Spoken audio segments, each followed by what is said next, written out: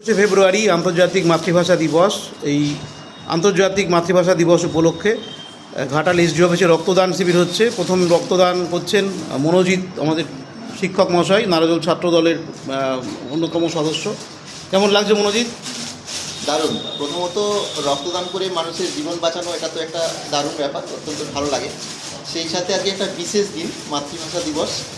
তো মাতৃভাষার জন্য যারা রক্ত ঝরিয়েছিল, যারা প্রাণের বিসর্জন দিয়েছিল, তো সেই ভাষা শহীদদের আজকে রক্তদানের মাধ্যমে শ্রদ্ধা জানাতে পারছি, এটা আমার পরম প্রাপ্তি। কতবার হলো? তো আপনি তো নিয়মিত রক্তদাতা, বছরে 3-4 বার করে দেখি রক্তদান করতে। কতবার হচ্ছে? রক্তদান করি। মাঝখানে একবার আমি বন্ধ করে দিয়েছিলাম, 18 বছর বয়স থেকেই নাহলে শুরু করেছিলাম। তাই এখন খুব সম্ভবত 17-18 বার হবে। ধন্যবাদ। নারজল ছাত্র দল আমাদের সেরা সংগঠন হয়েছে। তারা এই বছরে প্রায় 5-6টি ক্যাম্প করেছে। আগামী বছরও গ্রীষ্মকালে তারা নিশ্চয়ই আরও ক্যাম্প করবে। নিশ্চয়ই স্যার, চেষ্টা করব।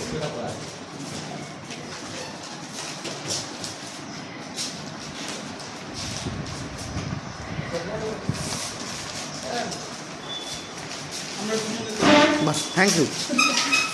স্বামী স্ত্রী, বাহ, আমাদের বিএলআরও সাহেব স্বামী স্ত্রী রক্তদান করবেন, খুব ভালো লাগছে শুনে।